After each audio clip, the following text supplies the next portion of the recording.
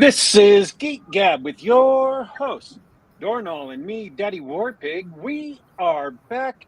Geek Gab for Monday, August 4th, 2025. And today we have got Battleborn Mag in the house with the man behind the mag, Sean, CW Korsgaard. And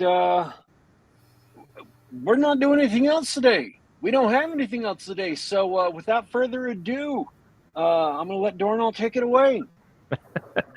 Hey, welcome to the show. It's a genuine pleasure to be here, gentlemen.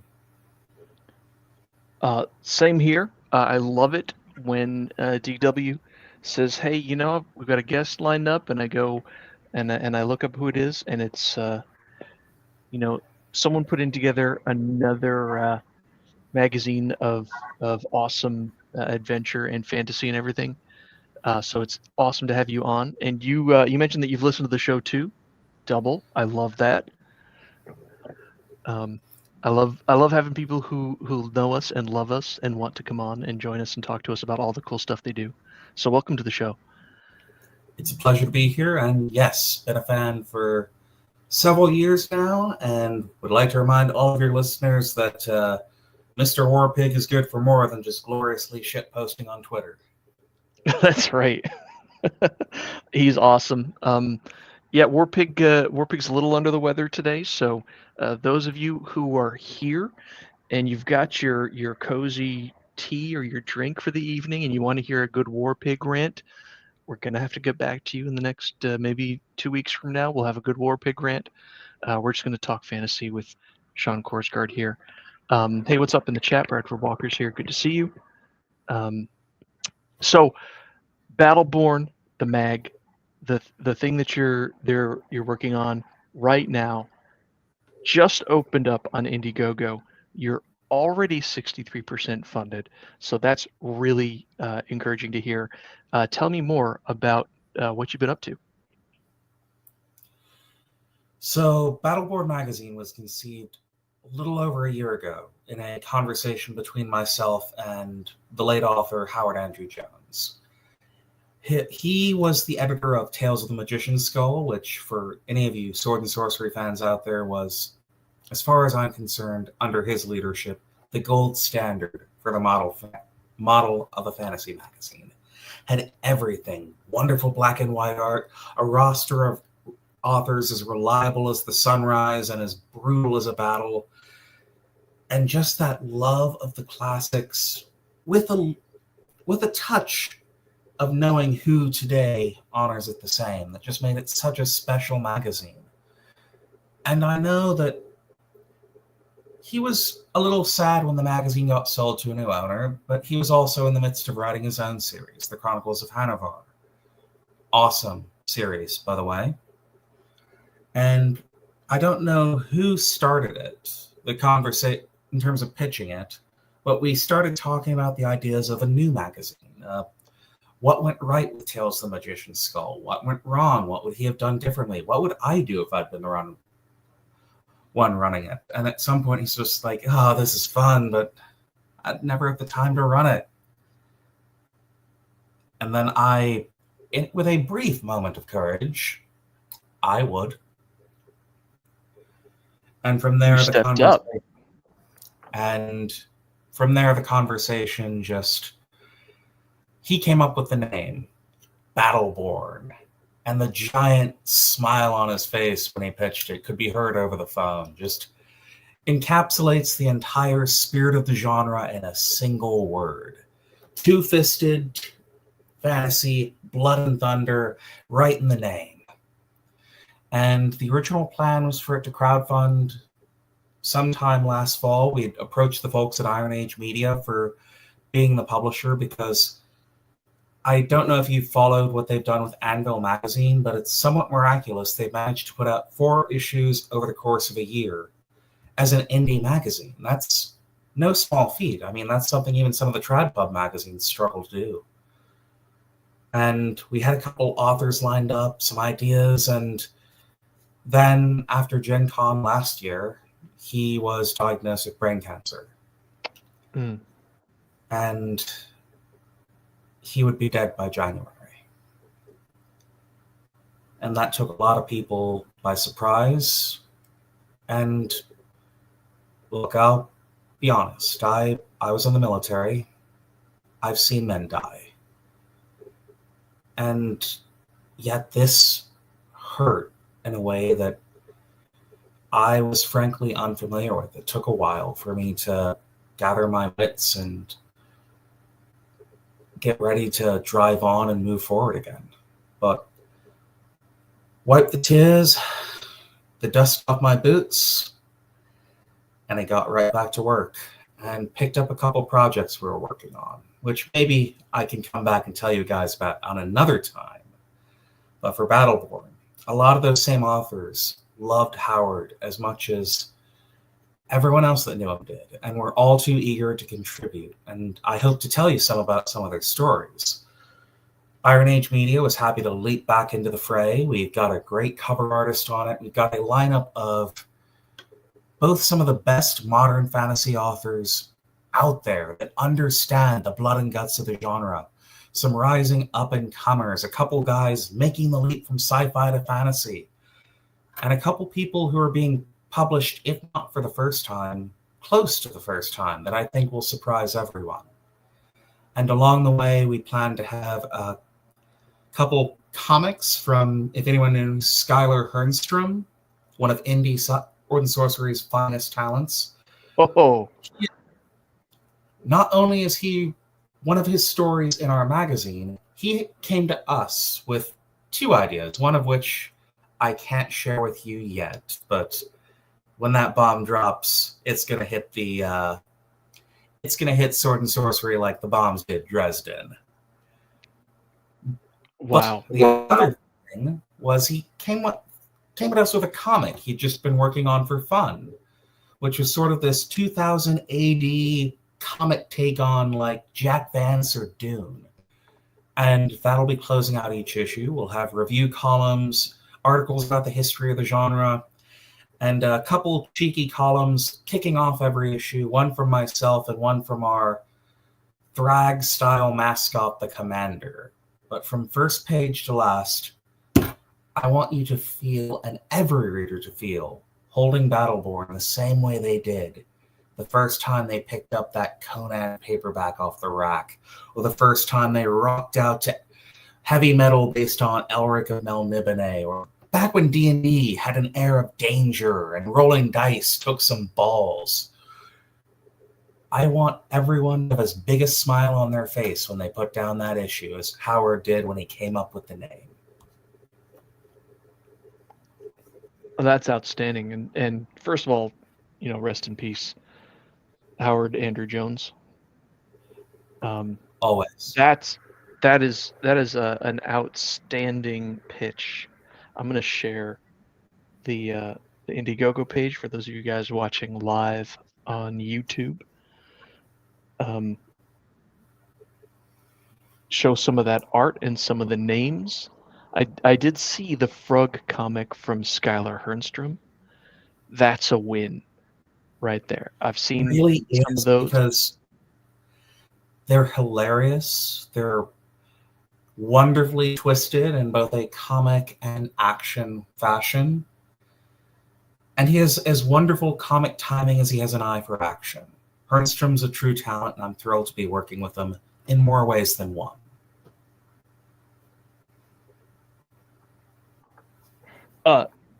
He's one of my favorites. He's one of the favorites, and you and anybody else who's listened to the show for a little while knows by now I'm not a huge reader. So when someone writes as well as Skylar Hernstrom, and it can actually get me to sit down and read a story, right? Oh, Skylar's got a new story out. Okay, we're gonna check this out, right? He's good. And that's one of the things every author in that magazine has that gift. But Hernstrom especially, I hope that he's been wonderful in DMR books, has been doing some good work with Pylum Press. If Battleborn is what it takes to get him into the front ranks of fantasy and in the mouths and hearts of readers everywhere, I will wear that as a badge of honor. Yeah, For all of my honor. and getting the comic, just brilliant. This is exactly where it belongs. I'm honestly surprised Kursova hadn't snapped it up yet. A lot of great names here. Stuff. I don't recognize them all, but the ones I've heard before: Michael Stackpole, Hernstrom, Adrian Cole. We've had him on the show a few times, I believe. Adrian's a class act, wonderful, awesome. And has been earning his bones in the genre since the 1970s. Yeah. Few people alive have the bona fides for sword and sorcery that Cole does, or for that matter, Stackpole. I mean, I'm honored to have some of these authors in my magazine. More honored to call many of them my friends. I've been very lucky in that regard. Wow. So I made sure the I've got the thing up here on YouTube. I made sure the link is in the show notes. We're going to leave that up. I do want people to check this out. Before we move on, what else do you want to tell me about the Kickstarter? Are there any interesting stretch goals or perks that we should know about? Well, granted, I would love to see us hit all 50,000, and we are changing the order a bit. Me personally, the moment we cross the line where issues 2 and 3 are guaranteed for next year and beefed up into bigger size, that is the moment I will pop the champagne cork, especially because from that point on, every benchmark we make goes into the pockets of those authors. And I want these guys showered not just in glory, but gold, if we can manage it. But especially like a because true Battleborn. True. And especially because if we can get issues 1, 2, and 3 at the expanded size, we will be able to have a submission period following the closing of the crowdfunder, which seems to be the most common question we have asked. So for anyone out there who has that song in their hearts ready to put word to page and loves sword and sorcery, polish those stories and share this everywhere you can so that when you enter the fray of our slush pile and come out the other side covered in blood and guts and glory, we can pay you what you've earned. That's outstanding. And I know this is usually covered in the risk section, but you mentioned before the show that there's essentially no risk on the first issue. We're not waiting for any stories to be written. So scroll back up to that authors list for a moment. Great. Because I know there's always some hesitancy for backing a new magazine, whether or not there's some doubt. And I want to point out that the authors we have listed there, every single one of them, with one exception, and in that case it's because he just had a kid, has already turned in their story. I've already begun edits, and by the time this crowdfunder is done, each of these authors will have either received them or polished them, and hopefully we'll be signing contracts on October 1st, once we have the final pay rate down to a T. So all of them have turned in stories. That part's done. Fiction's ready. All it's waiting is for an audience. And some of those stories just... I told you also before the show, I'd be happy to tell you a little bit about those and maybe even get them into a bit. But some of these guys are diving into worlds they've been exploring for decades. Like, do you know C.L. Warner? Not familiar.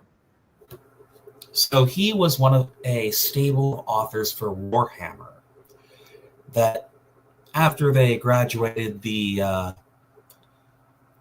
Warhammer universe, turned to sword and sorcery. There are a couple others that I'd like to see in Battleborn at some point as well, but Werner has his own character that named Shintaro Oba, who has appeared in DMR books, Tales of the Magician's Skull, a couple anthologies for Raconteur Press. And he is a Ronin, traveling a fantasy world, trying to avenge the death of his master, slaying demons along the way. Terrific, gripping sword and sorcery in the vein of a Kurosawa movie. And Werner nails the feel. Like, you can tell this is a man who was baptized watching both classic samurai films and Godzilla, because his kaiju are terrific. And Blood of the Oni, his story in it, is one of the first Shintaro Oba stories. Like, we were getting him early in his career in a way we'd never seen before. So for anyone who's never read any of those stories, it's a perfect introduction.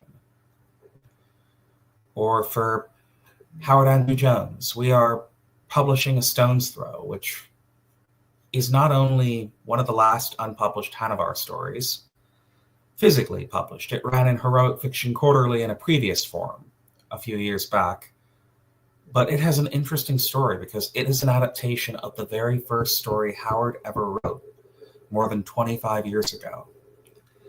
Then 15 years later, he changed a few details and it became the first ever Hanavar story.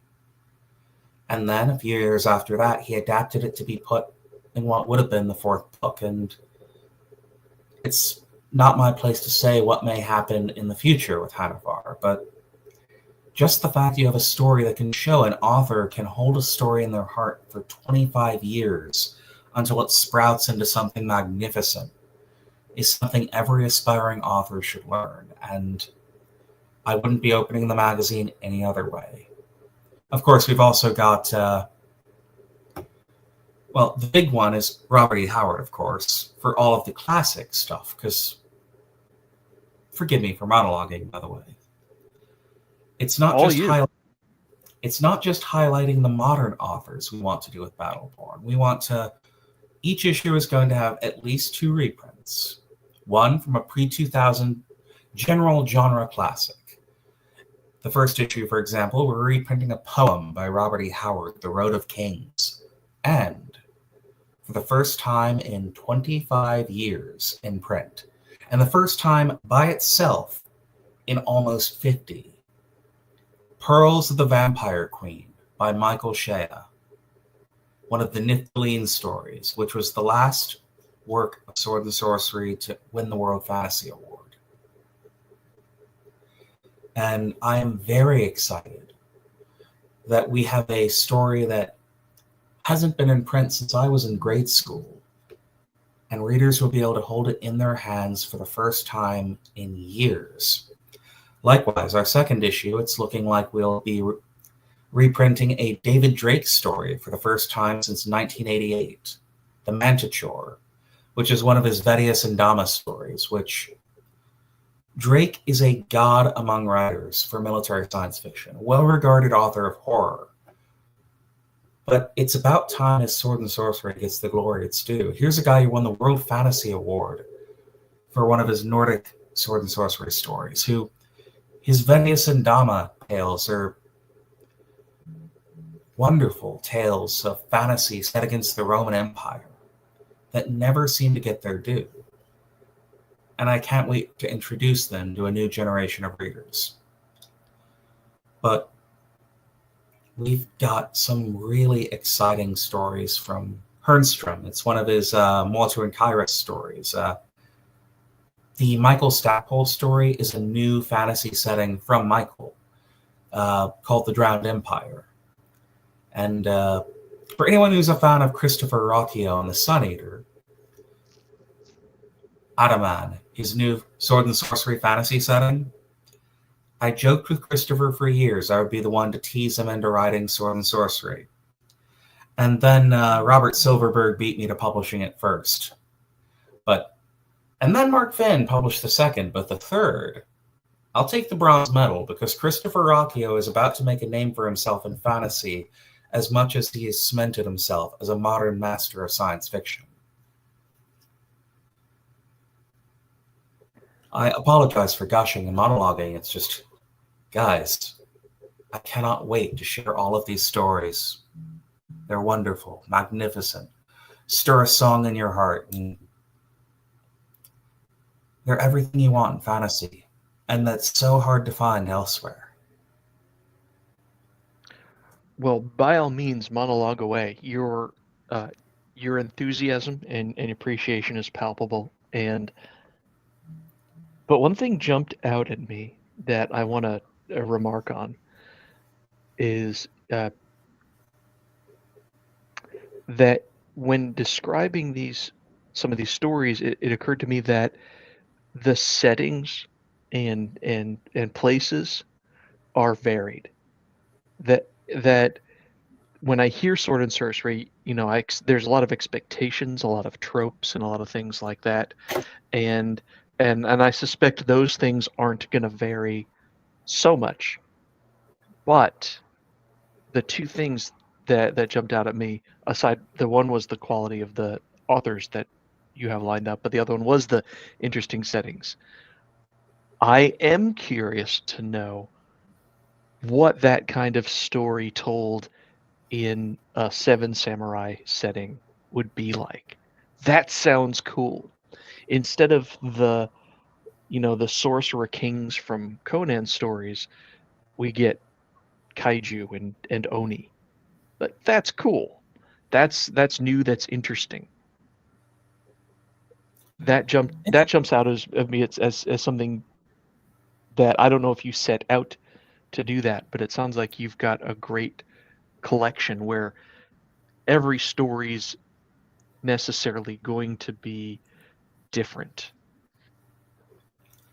Sword and sorcery often gets sort of a bum rap from people who are only barely acquainted with the genre, where they think Conan, and more often than not, bad Conan ripoffs, are the end-all, be-all of the genre.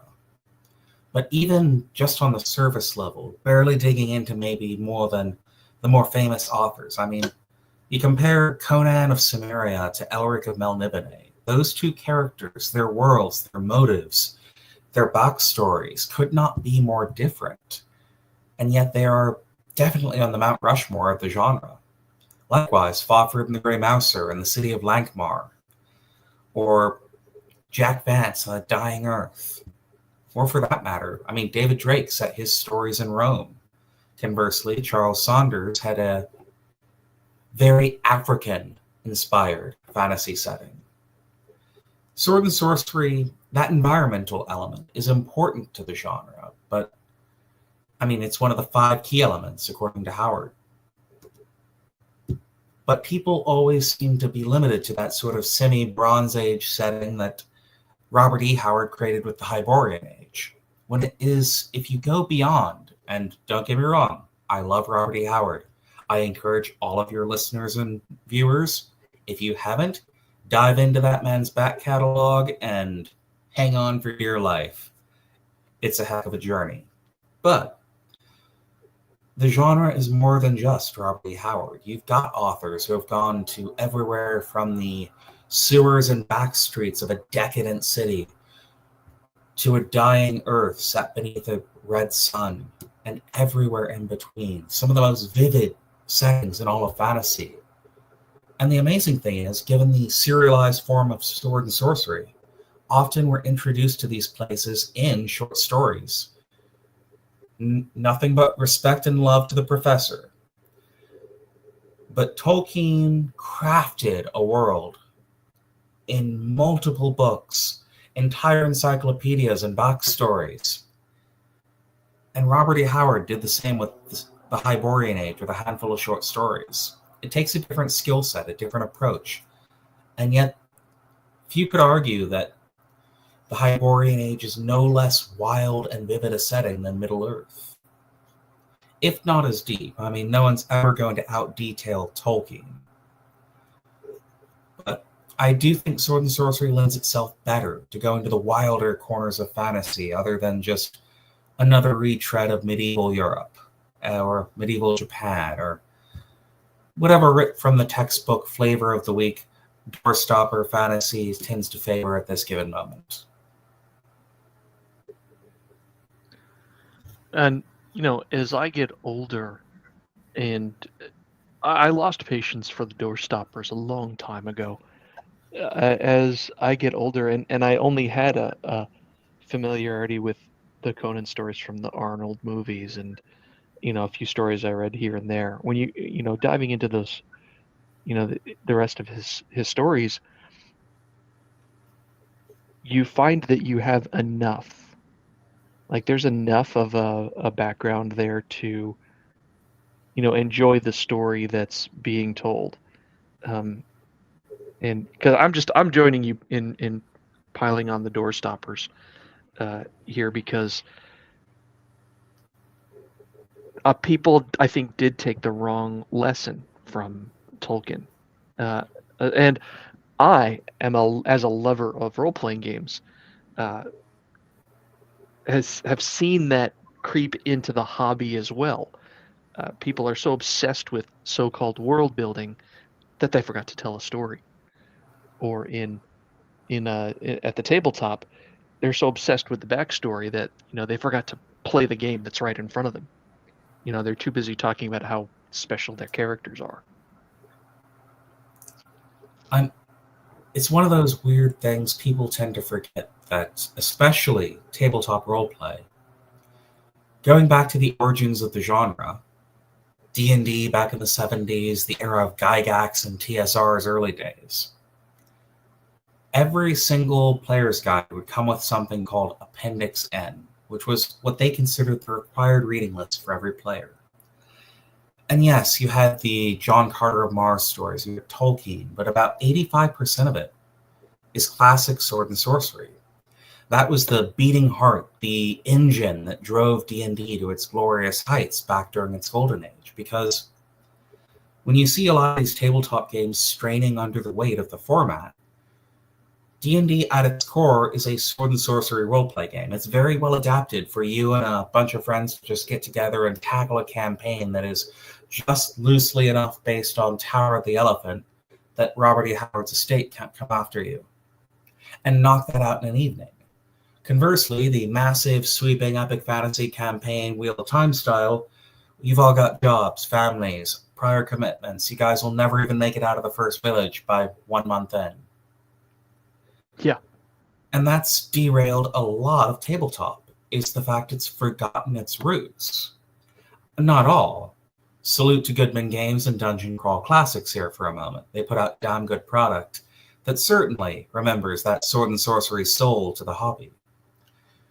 And in publishing, you've seen a similar backlash to Doorstopper Fantasy. I mean, it's not hard to see why. No, Patrick Rothfuss and George R. R. Martin are never writing that next book. And millions of readers have been burned on that as a result. Yep. And that's not fair to the generations of authors who have hoped that they'd get to craft these massive sweeping series and now are told that sink or swim by book 3 or you're cut loose. That's awful. But part of it's also just the world we live in. Audiobooks are now a preferred format for many people. Ebooks, people read on their coffee breaks. And I think that's a major reason we've seen a resurgence of sword and sorcery. Not just because we have a generational level of talent that bubbles over with these authors and their amazing visions of characters and worlds. We have the greatest pool of talent in sword and sorcery since the 70s, and we are very lucky to have that. But also, the genre lends itself well to these new formats in a way that Doorstopper Fantasy never does. Like, if I'm giving a presentation on the genre, I will usually pull out a stack of 5 1970s or 80s sword and sorcery paperbacks. And then I'll compare them to a single copy of The Wheel of Time. I throw one at you, you can put it in your pocket, wear it out, buy another, costs $5. I throw the other one, you're concussed. And at the same time, you compare the two. You got a stack of 5 different authors, 5 different worlds, 5 different characters, or you get book 1 of 15 that maybe you start to like by book 3 if you're unlucky. I mean, that's a lot of commitment. That's a lot of time. And compared to a couple sword and sorcery short stories, Tower of the Elephant is 9,000 words. Jack Vance, with one of his Dying Earth stories, changed the entire way we looked at magic forever with Leanne the Wayfarer in 4,000 words. Brandon Sanderson built a How many millions of words has Brandon Sanderson dedicated to his magic system when Jack Vance only needed 4,000 to create his? Nothing but love for Brandon, but it's a very different approach, economical, and of course that pulp sensibility. They don't waste words. They pack a punch in every sentence because they understand you could either be reading this on your phone or listening to the audiobook, or you can close it and scroll Facebook. You are competing for people's eyeballs and attention, and Sword and Sorcery lets you listen to it on the commute. It lets you read it on your phone, or, God willing, still find a paperback or a magazine that you can still stick in your pocket like in the olden days. Me personally, I'd love to see a resurgence of people painting these things on the side of vans. We lost something as a culture when we stopped.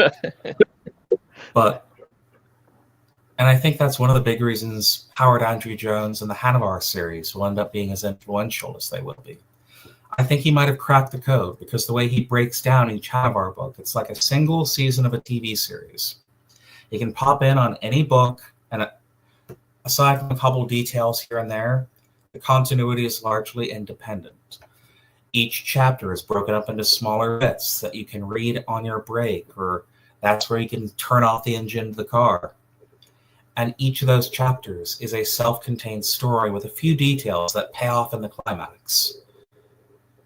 I think he was the first. What'll really cause it to break through will be whoever nails it the second and third time.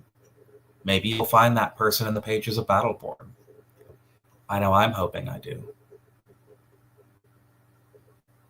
Well said.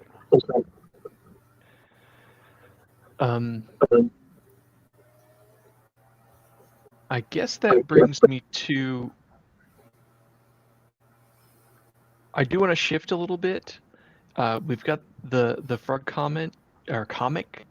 Tell me a little bit about the art. Are we going to have any more illustrations? And tell me a little more about the cover art.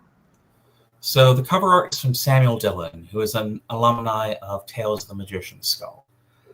I'll openly admit, I don't know what the current owner's plans for Tales of the Magician's Skull are, but given they don't seem to include the former authors, artists, and editorial staff that used to run the magazine, I am more than happy to pick up the pieces, pick the crown out of the gutter, if you will. Sam Dillon has done some outstanding artwork, and for those of you who pay attention to the Indiegogo, you'll get to see some alternative versions of the cover in the next week or so, and we might be holding a vote to see which people prefer, because he has 3 or 4 different versions of this cover, and each one evokes something different. I genuinely have trouble picking which one. That's why we're letting the people with the money bags do it. But we also want to have black and white interior art, at least one piece for every story. I think there's a funding level we reach where each story gets a second. For those of you familiar with Anvil magazine, pick up a copy of one of their issues and sort of get a peek into what they've done with their magazine. Very similar, great interior artwork, clever design. But it's Sword and Sorcery. It wouldn't be the genre if we didn't have at least some of that stunning black and white interior artwork. And one of the things I'm going to be doing over the next few weeks is nailing down details of each author.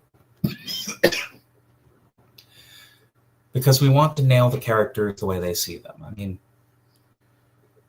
I don't know if you've ever seen some of the book covers used for Lord of the Rings from the 90s Bantam edition, where Bilbo is like a 300-pound guy with a wig. Yep. I might have had that one. I want authors to be able to know we will do everything we can to bring their characters to life in the artwork the way they envision them. Like C.L. Werner, for his character, for example, pulled a bunch of photos of Toshiro Mifune and some of his favorite samurai flicks, pointed out the armor and the kimonos and the kind of sword that he would want used for any artwork of Shintaro Oba. Greg Mell, who his character Saramos is also on the cover. Hanavar is there in the middle, Saramos there on the left. Is in a Greco-Mesoamerican style setting, a mix of the Greek Bronze Age and Mesoamerica. That's cool. And cool setting. it is. And it's the very beginning of Saramos's journey, where he's surrounded by pirates on an unfamiliar shore fighting for his life. Hopefully we'll get to revisit if he survives. I can't spoil that much. But with a world so cool, I'm sure the author will be back. He's dabbled a lot in the settings with his others, but this is a new character and a new story, so have to pick up and see. But also with the artwork, long term, we would like to make the magazine self-sustainable. Like, our goal, especially if we hit that big 50K number, is that next year we will not be having a second. That's the trap so many magazines that crowdfund fall into, where they have to do this every single year. And ideally, our goal is we will be self-sustaining by this time next year, through a combination of audiobooks, physical sales, digital sales. That's the other promise I want to make. All of these will be available on Kindle, e-reader, wherever digital books are sold, starting with the first issue, February 2026. That first issue drops February 18th, which for our historians among your listeners is also the date the first issue of Weird Tales dropped. Aha. We celebrate the roots of our genre here at Battleborn. But you wouldn't write these stories if you weren't aware of the history, right? I mean, you'd be surprised. There's always people who think that the genre is... I'm sure it's some of the people who watch some of those terrible 80s movies. Not Conan the Barbarian. That's a masterpiece. You know the ones I'm talking about, though. The ones that are like one layer above pornography. Yeah. The ones that aired on Skinamax at 2 a.m. Yup. I remember I saw a couple of the Deathstalkers. I get it. Which is a shame, because the character itself is very interesting. But the movies are quite bad. Or the gore movies. The less we say about those, the better. Yeah. Although they are very faithful to the books. Not a fan. Right. I did mean to ask about this. I'm glad you mentioned it. What are your plans for audiobooks?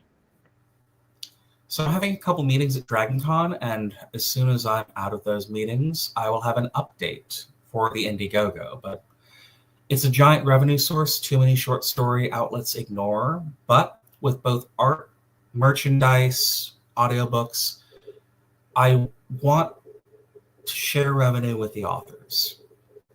We're still negotiating contracts and looking at how it would function, but ideally it would be a 50-50 split after production costs with the author and Battleborn. That way they have just as much incentive to sell as we do and to come back. But likewise for the merchandise, a lot of the people we work with are indie authors. It's a struggle for an indie author to get an audiobook deal, especially a well-made audiobook, or roll out a merchandise store. I mean, some of our authors, I'm picking their brains on how they did theirs. Others are just at the start of their careers. But I want to be fair to my authors. I want to be fair to the readers, and especially to anybody who spends money on some of the merch we're cooking up. But like posters, I would like to be split between author, artist, and outlet after production cost, so that anyone who buys something from us knows it doesn't just end up padding our pockets. It goes to the author. It goes to the artist. Yeah. And that's important. Well, that's good. You're certainly going to attract a lot of submissions in the future, especially if you pull those deals off. Which I'm rooting for you, by the way. We do, as you know, we talk to a lot of authors, a lot of indie authors, and the common story I hear is that the cost of producing audiobooks is enormous. So best of luck getting that deal worked out so that all these indie authors can benefit. Luckily, there are a couple people I'm talking with. I won't reveal any details until I see if they're interested in moving forward. Have some interesting ideas that maybe with some of what I bring to the table and some of their vision for their audio production stuff, might be a solution for some of these indie authors. Cool. Although, just to reduce any sort of ambiguity, no AI. We're having artists cook up a poster of a legally distinct from Conan killing a Terminator with 7 fingers. Just for our AI submission policy, they say that writing belongs to the robots, not without a fight. Battleborn. I love that. Yeah, and yeah, Warpig's been trying out some automated audio transcriptions for some of the books he's read, and that tech's not ready for it yet. No, and even if you wanted to do it, it ain't ready. No, and especially because, look, I get playing around with it to see what it would look like, but there are so many talented artists and authors who pour their soul into their work. And if it's in my power to be able to choose between pocketing a little extra money for myself or making sure that good people get to keep producing great work, it's a no-brainer. And yes, AI might be able to be utilized in some of these fashions, but it's the difference between a lovingly crafted meal and a McDonald's hamburger. You're going to get what you invest, and I'd rather have that good meal than McDonald's. Wouldn't you? Yeah. I mean, except for breakfast. I love McDonald's breakfast, but let's not get too deep in there. I don't know. If we're going for fast food breakfast, I'm a Denny's or Waffle House guy. Oh, I love this tangent. I do not live in an area where Waffle House is available. Oh, you're a Yankee. I'm so sorry. I'm the worst of both worlds. I am a Yankee who now lives in the Northwest, which is why our show runs so late for you guys on the East Coast. I'm a new parent. There is no late or early anymore. Time has no meaning. Congratulations, by the way. I love every minute. I'm a very proud father and definitely recommend it, guys and gals. Parenthood's wonderful. And that's the other reason we do this. I mean, we all grew up with fiction like this. I mean, I still remember my grandmother, when I lived with her in Terre Haute, Indiana, sent me with a $20 bill to the used bookstore and told me buy as many books as I want. I'd come home with a basket of paperbacks every time. And that first time, you pick an old Frank Frazetta Conan off the shelves, the pulp filling your nostrils, or one of those Michael Whalen, Elric Melniboné books. The artist for the cover, by the way, it's Michael Moorcock for the author. I'll never forget that moment. That's when you crack open those books and you fall in love with these characters, these worlds, this genre, and you spend decades chasing that from every fantasy work you pick up after. I don't want the next generation of kids, young boys, young girls, to look at fantasy and see it as a genre full of weird 30-year-old women wanting to fuck a monster. Yeah. I want aspirational, heroic fiction available for the next generation. I want good blood and thunder, action-oriented fiction for men to read. Because yes, men do buy books if you actually produce stuff they read. And by not producing this stuff, one, I am a capitalist and a businessman. That is a market that needs to be served, and the person who cracks the code on that is going to be a very wealthy man or woman. And two, even if some sources don't want to make books for them, they'll find entertainment elsewhere. If you're lucky, they'll dump 100 hours into Minecraft in a given week. If you're unlucky, they'll fall for Andrew Tate or some other charlatan who sells them poison. Yeah, video games is one of your biggest competitions. If your story can't give them some kind of excitement or thrill, something that engages those centers of the brain, you know what? A A nice shooter game, Will. I was going to name a game, but that would date me.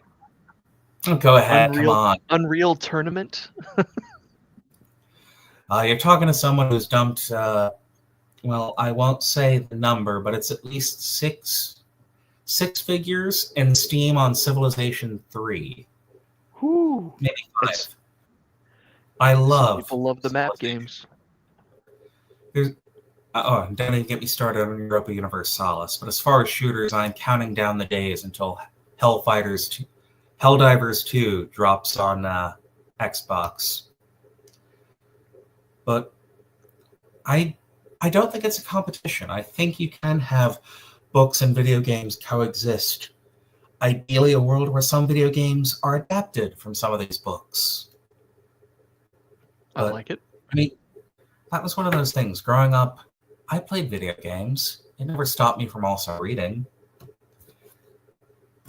So I'm not going to villainize an entire medium as competition, when instead we should be working together in lockstep to produce good stuff for people everywhere to enjoy. One team, one fight. I try to live by that motto as a creative. And, well, gosh, you've opened up all my other questions. Tell me a little bit about that. How's that worked out for you? Tell me a little bit more about you and your personal projects and your personal journey. So, I've been very lucky in some regards as far as that goes. I knew I wanted to be a writer since the 3rd grade, when my grandmother told me she wrote books, and I immediately figured out books don't just sprout out of holes in the ground like magic. And it's been a long journey. I've come to the point where authors I've idolized since childhood are dear friends. I mean, what kid in the 90s didn't read Michael Stackpole's X-Wing books? And now I have Michael Stackpole calling to ask me about my kid. Do you have any idea what a journey that is? I mean, 8-year-old me would think I'm the coolest human being on the planet. And he'd be right. I am the coolest person on the planet. But at least let him think that anyway. I love that. I've always idolized writers, and I'm very lucky that many of them are mentors, acquaintances, friends. I've gotten to work with publishers that I've admired for years. I review books in Analog Science Fiction and Fact, the oldest still operating genre magazine in the world. More men have walked on the moon than have occupied a column I get to write 3 times a year. And I've written some fiction of my own, and it comes... I know I've got a long way to go. I'm proud of what I write. I love each little bit of it, and I love helping others, especially get their work out in the world, because somewhere there's some 13-year-old kid looking for that next big story. And look, if I can either be or deliver that 13-year-old boy's next Robert E. Howard or Michael Moorcock paperback, or whatever the equivalent is, audiobook, phone, I don't care, and market the same way I was, that's mission accomplished right there. Well, okay, that's not true. If we can all make a lot of money while delivering it, that's mission accomplished. I would also like to be able to buy food. Let's add buying food and shelter to the list, please. But no, and as far as ambitions for the future, very briefly, in addition to Battleborn, I'm working on 2 tribute anthologies for Howard Andrew Jones, and eventually going to put together a textbook on sword and sorcery. The goal is to have 20 to 25 of the essential stories of the genre, each paired with an author and an academic, so that whenever people ask, what is sword and sorcery, where should we start? You have one book For the student, the writer, the collector, the historian, one-stop shopping to get acquainted with the greats, their work, what makes them special, and some of the greatest fantasy fiction ever conceived. That is a great idea. Because, just as an example, A Princess of Mars is textbook Sword and Planet. But you remind me of, I don't know if textbooks are the same for children these days, but when I was maybe 11 or 12, we had your English class book, and it just had a bunch of different stories, right? From, I guess, what you'd call a slice of the Western canon. And textbook I might remember, even be the one word, like collection or anthology, but I want it to be the kind of thing that you could use to teach a class on fantasy, or the kind of thing you could pull off a shelf just to get better acquainted with the genre. Yeah, and that's what I'm thinking of, right? Because I remember as a child, I vividly remember reading a particular book had a chapter from The Hobbit in it, and even up through high school. I don't know if they still do, but most high school kids read Harrison Bergeron, right? There's a little bit of interesting fantasy and science fiction slips in there. And do you know what? Do you know what 7th graders really ought to do for a half a year or a couple of months? Go through a textbook. Like, here's cool fantasy stories from this period in America, and that alone is super valuable. And your idea of having the academics alongside it makes that that would be interesting to read and a cool resource for teaching classes even through college level. Like, that's a cool idea. And that's the other thing, is that next year is 2026, the centennial of science fiction. The first issue of Amazing Stories dropped 1926.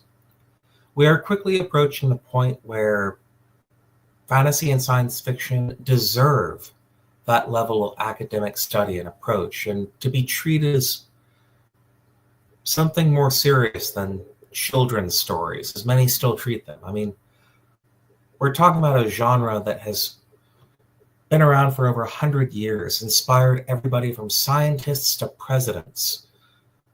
We've watched it unfold in front of us in the case of science fiction. I mean, the first issue of Amazing Stories dropped before the Second World War, and by the time its second incarnation died, men had walked on the moon. Yeah.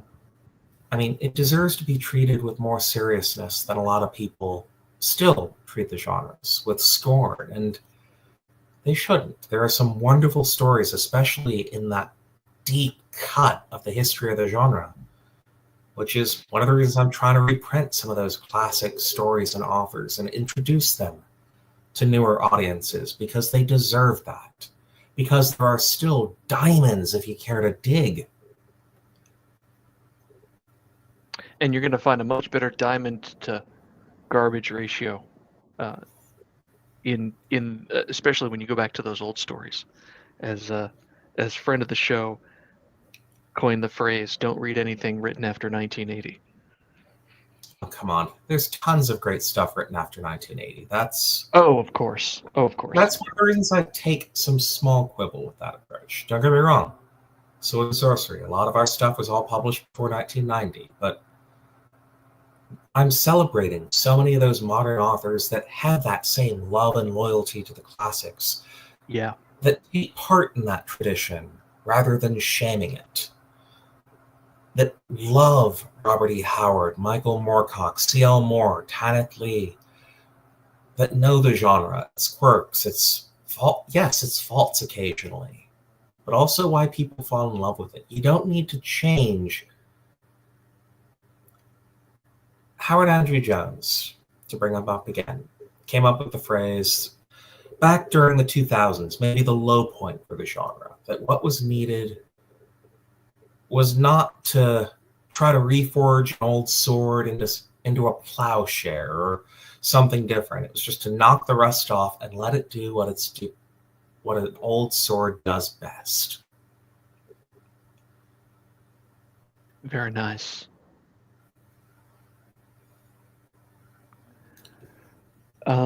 Speaking of Mr. Jones, earlier you mentioned that you were at Dragon Con and Gen Con. Mhm. Oh, I see. I know that. And I will be there teaching writing courses. So for anyone in Atlanta during September, come pop by, say hi. Or you'll find me at the Weston Bar with all the other writers. Dragon Con in September, you'll be there. You'll be teaching. You just got back from Gen Con. Is that a normal part of your year? Do you regularly go to Gen Con? It is now. So I worked for Bane Books for a few years, and one of the things there was I was the one who found Howard in the slush pile.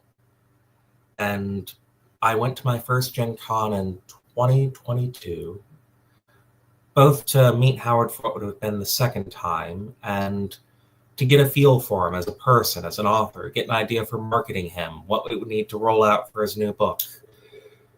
And that Gen Con weekend was magic. Just because Gen Con itself is a great time, but to give you an idea of the kind of person Howard was, the largest convention hall in the Midwest, one of the biggest in the country, is where Gen Con is held. And he could walk from one end to the other of the dealer hall, and he knew every game designer, shook their hands, asked how their families were, knew about their projects. And I don't just mean in that glad-handing fashion. He genuinely cared. It was amazing to watch. And there was a man who could talk as easily with World Fantasy Award winners as or Sifra. The man was mourned by Claire Cooney to Tony Weisskopf, John Scalzi to Larry Correa. Who else can say that in today's genre? Yeah. But then that second Gen Con I went to, we both had a book debut, Lord of a Shattered Land, and I had an anthology come out around the same time, and I was also a struggling new father, and Howard actually, that year we became friends, but I mean, that was the magic thing. He made everyone his friend. There was not a single person that met him that did not come away better for knowing him. But he gave me a lot of advice as a father that made me better. And I'll always cherish that. And that happened at Gen Con. And I've been coming ever since. And this year I got to teach my first ever course, which was wonderful. It was a course on press, marketing, and PR for authors. Enthusiastic students, they loved the material, and you did your job right in the class when as soon as you're done, all the students start exchanging business cards and emails. Good, you listened. Well done. And we held a memorial ceremony for Howard, and just the variety of people who got to speak there. I mean, I still occasionally feel like the run to the litter. I mean, Claire Cooney, she won the World Fantasy Award. Jim Zub, he's the author of the Conan the Barbarian comic. Maurice Broaddus, who is brilliant, popped in and pulled me aside and told me first that Gen Con would be setting a scholarship in his name. So he will always be a part of Gen Con, and hopefully for the near future, so will I. But for any writers, the Writers' Symposium is wonderfully educational, and Gen Con is quite the experience. I mean, there's something there for everybody, and every year I try to do something new. A couple of years ago, I painted a Battletech figure for the first time. Turns out I don't quite have the motor skills for fine detail work with my stubby fingers for painting minis. But I'm really good at rolling dice, so I have to play some other stuff. But I try to play a new game every year. It's a wonderful convention. And of course, I I spent a few years with my grandparents in Terre Haute, Indiana. It's nice to sort of come home in a fashion, have a breaded tenderloin, Italian beef, see all the cornfields. Indiana's more than corn. It gets a bum rap in that regard, but yes, it's a lot of flat and a lot of farm. I visited once. It was really nice. I was actually in town with some friends. We drove from Indy to Columbus for Origins that year. That's a fun trek too. I mean, it gets you through Dayton, Columbus. There are some great stops along the way. Yeah. I quite enjoyed that week, and I didn't mind Indiana. I didn't mind Indiana in the heat of the summer with 4,000% humidity. Oh, that was another highlight this year. It rained Thursday, so for the rest of the weekend it was 60 degrees. Perfect. Yeah, I don't have much experience in the Midwest, but I have enjoyed my visits there, and Gen Con in particular. It's never really been on my list, but maybe. Honestly, it should be, just because the Writers' Symposium has a lot of resources that are valuable for up-and-coming writers. And for any of your listeners who are indie authors, one of those things that TradPub only recently started paying attention to was that there's an entire category of subrights with tabletop gaming that have only just now begun to be explored. I mean, Brandon Sanderson just had his own tabletop RPG made. Larry Correa has the Monster Hunter International tabletop game. And I think we'll start seeing a lot more of that because there is a golden age in terms of game designers for tabletop, and hopefully we'll see a lot more indies begin to take advantage of that. Oh, and we're having a Conan RPG. That'll be great.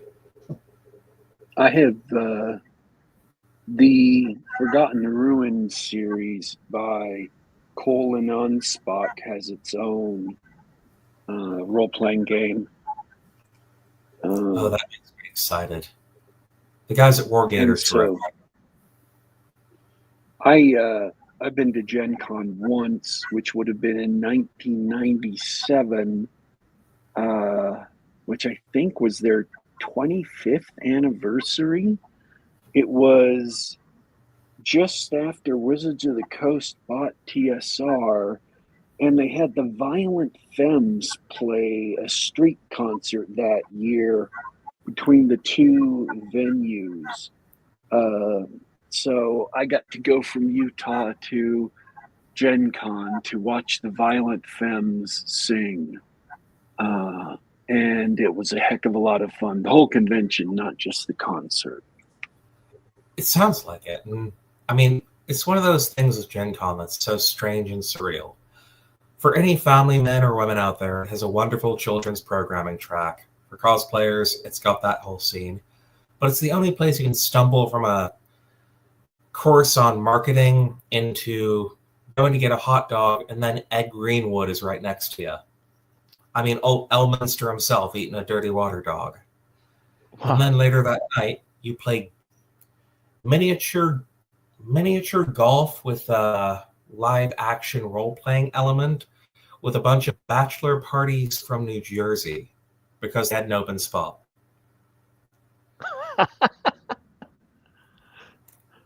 And by the off chance that the upcoming newlyweds are watching or listening, Mazel Tov. That's awesome. Well, you guys are pushing it way up my list. It's well worth it. It truly is. And at least for Sword and Sorcery fans, one other thing, and I'm very happy I got to do this last year. Got to go with Howard Seth Lindbergh, who is also doing a little work on Battleborn. He's the former editor of The Skull Did Not Murder at Tales of the Magician's Skull.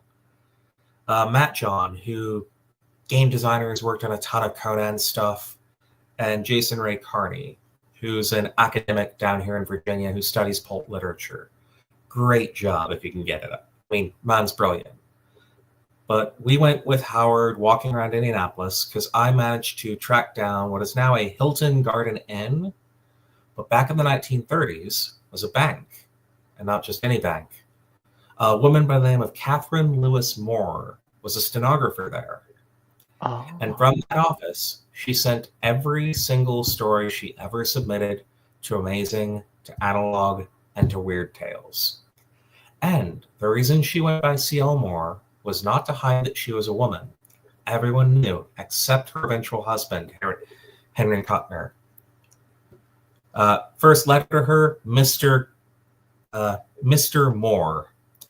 It worked out in the end. They were a lovely couple by all accounts. But it was to hide from her boss that she was using the company mailroom and company resources and company time to write her fiction and mail it off. That's something we should all see right there.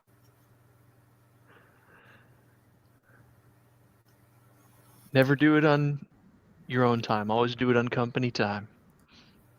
But just, there you go. Right there in the heart of Gen Con with it is a piece of sword and sorcery and American literature history. Right there. That's cool.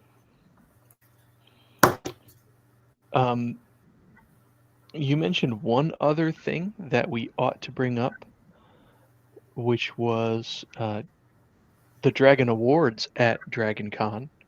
We have another opportunity to honor Mr. Jones. Yes, we do. So, for those of you who follow me on social media, I've probably been mildly repetitive asking for people to either nominate Howard Andrew Jones for the Locus Award, begging for anyone to write him in for Locus or the Dragon Award. And I just found out last week he did make the Locus Award long list, just barely missed the cutoff from being a Locus Award nominee. Because that was one of those things we talked about. I mean, look, I spent 10 years as a reporter. I won a couple of awards for my photojournalism. I got laid off a week after winning one of them. I currently use that award as a drink coaster. I know awards don't pay your bills or feed your family, so I don't care about them. But Howard, it was what he wanted in the end. That gratification, that feeling from his peers that what he did mattered, that he was worthy, and he was. And look at that category. I mean, one, Larry Correia deserves a lot of credit for keeping my love of the genre alive. His Son of the Black Sword, Forgotten Warrior saga is one of my all-time favorite fantasy series. It would have been my favorite until Hanavar dethroned it. Fun fact, the first book my wife ever gave me was Son of the Black Sword. We're now married with kids, so ladies, if you're listening, give your man Sword and Sorcery. It works. But Shadow of the Smoking Mountain by Howard Andrew Jones. This is, I think, the last award with which he is eligible for within that year of release of Shadow of the Smoking Mountain. So for anybody with deep pockets, back Battleborn. Or shallow pockets, for that matter. But for anybody with 5 minutes of spare time, I come to you on bended knee. Register to vote for the Dragon Awards. And for fantasy, vote for Shadow of the Smoking Mountain by Howard Andrew Jones. Make it so we can send that beautiful statue to his grieving family. That we can salute Sword and Sorcery's finest, its champion. Cover him in glory one more time. And so I can put Dragon Award winner Howard Andrew Jones on the front of issue 1. No, I'm mostly kidding there. But Howard wanted it, Howard deserved it, and for those of you who haven't read it, if you take almost nothing else away, check out his Hanavar series. It's getting to read that in the slush pile. I was that 13-year-old picking up Conan for the first time again.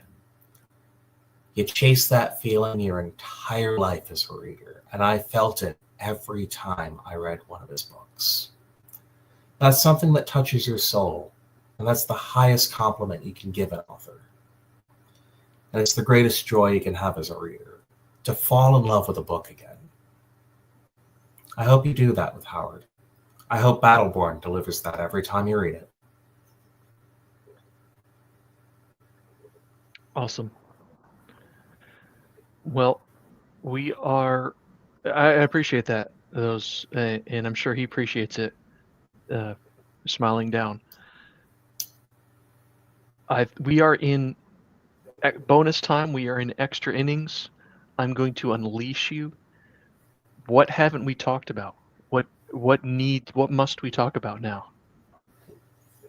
While we still have you. Ask whatever you'd like. I'm an open book.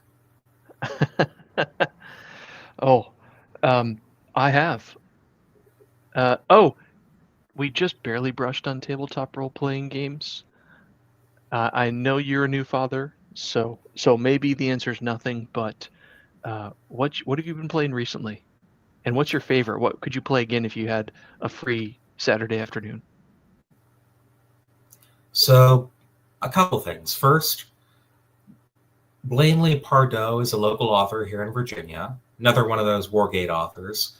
I know he's been cooking something up in his land and sea setting that I'd love to take a crack at. He was very nice to send me an early mech a little bit after my kid was born, which, wonderful.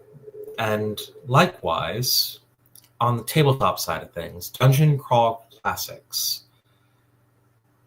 For anyone who loves old school Dungeons and Dragons, they've kept that tradition alive and taken it in some wild, wonderful directions. Goodman Games makes an entire series of them. But one I'd love to take a stab at is he has a setting in the Dying Earth, created by Jack Vance.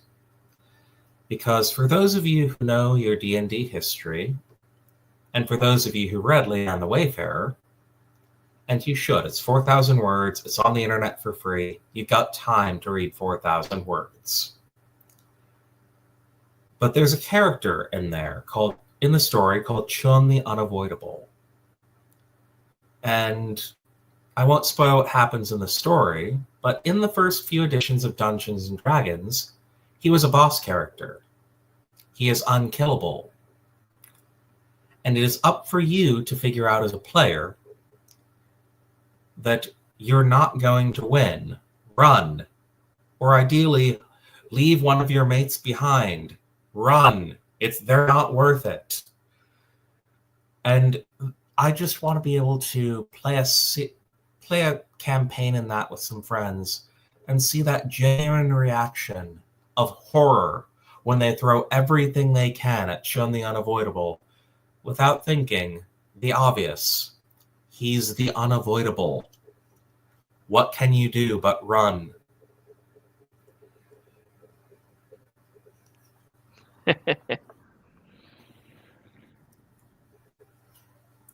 That sounds exciting.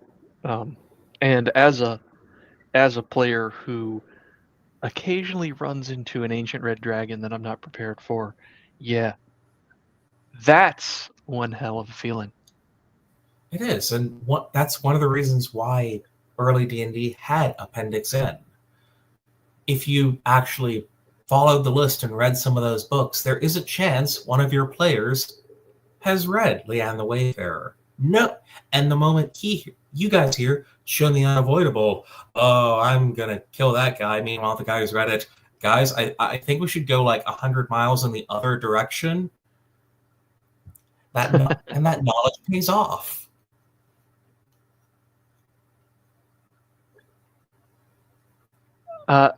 And oh man, there's a whole can of worms there. Yeah, I was introduced to some of these stories through Appendix N and through Jeffro Johnson's efforts in highlighting that original Appendix N that contained C.L. Moore and Abraham Merritt and a few others.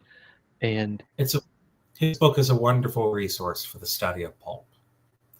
It's great. It's great. And the thing that struck me that really, the one thing that struck me that I hadn't noticed before, the one thing I really truly learned from it was these games and game mechanics were lifted directly from the stories. Yep. They didn't even bother to file the serial numbers off. It's just like They had If you want to Elric play, Abel literally appear as a character in one of those early books. yes, yes. Granted, Michael Moorcock sued to get him out of them, and had to sue Warhammer for including all of the stuff they stole from him. I mean, Mr. Moorcock, if you ever listen to this, I have nothing but pity for what you had to deal with your lawyers in that era. But no, they lifted a lot of those mechanics. It's like I said earlier in the conversation, where modern D&D breaks under strain is the fact it's tried to rip the heart out, the engine. I mean, what happens if you drive a car without an engine? It doesn't move. And sword and sorcery is a part of, especially D&D's DNA. And if you try to make it anything else, it starts doing to DNA what several generations of inbreeding does. You can't really play D&D properly without having some exposure to it. Just like I don't get or play superhero games. I have never been into superhero comics. And I from my upbringing in the pop culture and the cartoons and the video games and things, I get the idea that you just want to get to your Champions game or your Marvel superheroes game and you're like, all right, I want to play Wolverine. Just tell me which powers I need to pick to be Wolverine, right? I get that appeal to it, but I don't understand what the point of playing is. I'm not familiar enough with the source material. Same thing with Dungeons and Dragons. If you're not familiar with that source material, you're not going to be able to play the game, at least the game that the creators envisioned. Which was weird after a lifetime of playing, I guess you would call it more conventionally, and, playing in our own little way, and then realizing, oh, there's a different game here that we were just scratching the surface of. I mean,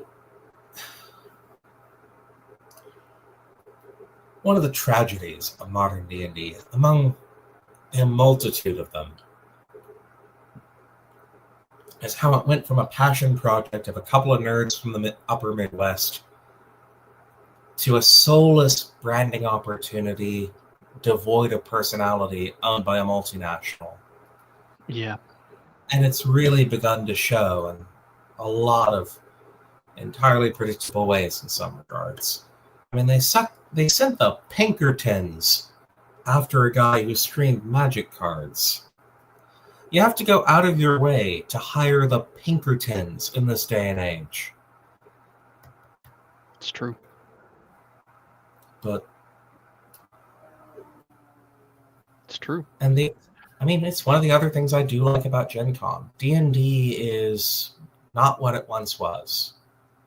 But you got any number of wonderful alternatives out there that still fly that flag, that still feel as magical as that first hit of the dice, and that do wild and crazy things you'll never see Wizards of the Coast or Hasbro take a stab at. The crowd is in the gutter, by all means, pick it up with your sword.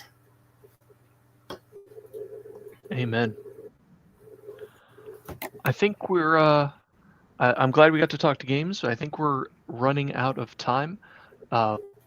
Last chance, any last pitch you want to make for the mag? Back us on Indiegogo. Tell us what you want from this magazine if we haven't already. Don't be afraid to ask questions. Although I will ask anyone hoping to submit, wait to bug me about it until October. I want to make sure we make our budgets before I start telling people to submit, okay?